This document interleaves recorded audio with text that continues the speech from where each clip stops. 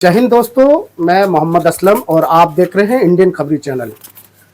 अभी हम मौजूद हैं जो कि एक मुद्दा आप देख रहे होंगे पूरी मीडिया में छाया हुआ है। दिल्ली की शाही जामा मस्जिद जो कि याचिका करता है वो हमारे साथ मौजूद हैं। अब्दुल अमीर अमीरो साहब जो कि हमारे साथ मौजूद हैं।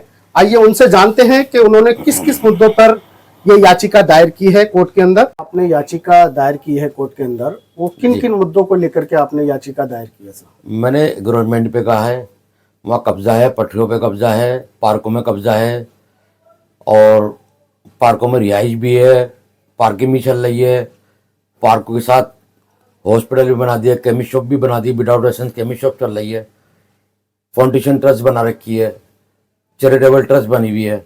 जो पार्किंग की फाउंडेशन ट्रस्ट जामयत का नाम इस्तेमाल करा है, जामयत की लाइटें इस्तेमाल कर रहे हैं अपने होटल के लिए। बुखारा होटल पे लाइटें पड़े, उनके सेल्फी खींचे, उन पे ग्राहक आए, अपने कमर्शियल काम के लिए।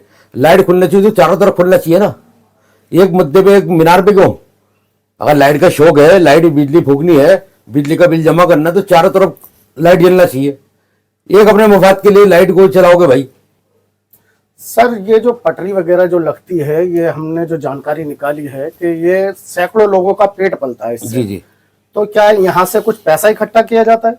देखो, सैकड़ों लोगों का पेट भरता है, मेरे को इससे कोई इतराज़ नहीं है।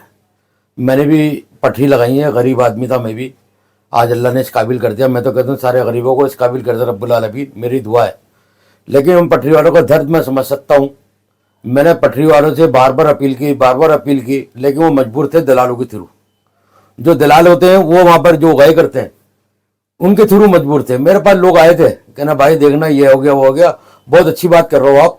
मैंने इनसे कहा था, मैंने वहाँ पटरी लगाने लगाओ, मुझे कोई दिक्कत नहीं, बीच की पटरी छोड़ दो। जो बीच की पटरी से रोक तो साइडों में एडजस्ट कर दो और आप फ्री लगाओ। मेरी मान्यता ये थी, ज़रूरत मैंने कहा तुम बीच की पटरी हटा दो और मैं फ्री और कॉस्ट लगाओ।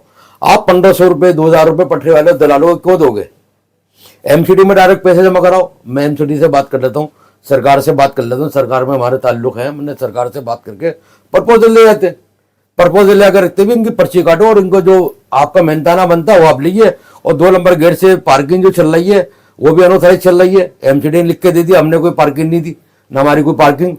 जब वो पार्किंग चल रही तो हम चाहते हैं 3 नंबर गेट से हटके पार्किंग 2 नंबर गेट पर आ जाए।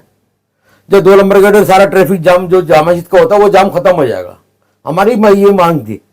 और 3 नंबर से 2 नंबर पर आएगी ट्रांसफर, बड़ी बड़ी बसें आती हैं फॉरनरों की और गाड़ी आती हैं, उनके अनऑथराइज पैसे वहाँ ले जाते हैं। अब कब्जा हो रहा है। फॉरनरों से कितना चार्ज किया जाता है सर इसमें? वहाँ 500 रुपये छोटी गाड़ी के, 1000 रुपये बड़ी गाड़ी के, मेरे को जो जानकारी है। और वो वहाँ से उर्दू बाजार से आते हैं, वहाँ पर आना बंद हो जाता, वो ट्रैफिक खुल जाता। और 3 नंबर गेट लाल किले के सामने से आओ, लाल किले से बाहर निकल लो रिंग रोड से।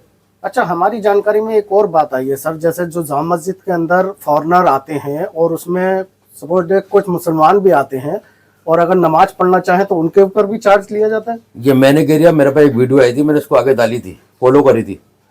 तो उसके अंदर कि मैं एज ए मुसलमान हूँ, मुझे नमाज पढ़ना, कहता नहीं नमाज नहीं पढ़ने देंगे, ये नहीं करने देंगे, वो करने। मैंने खुद इंटरव्यू दिया है, मैंने डाली इसके अंदर। वहाँ तो हर चीज़ के पैसे कमर्शियल के काम है। अब वहाँ देखो पानी की मशीन लगी हुई थी, जामा मस्जिद की तरफ से मशीन लगी हुई थी, वहाँ किसी ने दान दी होगी, वहाँ मशीन लगी हुई थी और मशीन हटा दी और कमर्शियल दुकान खोल दी। वहाँ फ्रीजर लगा दी 3 गेटों पे, बोतल लो, कोल्ड ड्रिंक लो, पानी लो, जो मर्जी लो, वहाँ से खरीदो। अबे फी सबीलिल्लाह पानी होना चाहिए। मस्जिद का इमाम का मामला है यार, तो कौम का मामला है। आप मंदिर गुरुद्वारे में चले हो, कितना पानी दे रहा है, पानी पी रो, साफ सुथरे, जूते गंदे होंगे तो साफ करके देते हैं गुरुद्वारे के अंदर।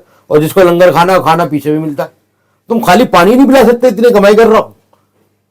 एक पैसा किसी को आज तक नहीं देते, किसी को दान को दक्षिणा देनी है कोई नहीं, मिलते नहीं, क्या करोगे आप? अब कोर्ट ने क्या आदेश दिया है सर? कोर्ट ने आगे 2 महीने के अंदर वहां पर इंक्वायरी करके बताया वहां पर कहाँ अनऑथराइज चीजें क्या है क्या नहीं है, और डिस्पोज ऑफ कर दी। और एमसीडी चाहे तो कल इस पे एक्शन ले ले, अपने सर्वे रिपोर्ट करके एक्शन ले ले, कोई दिक्कत नहीं है।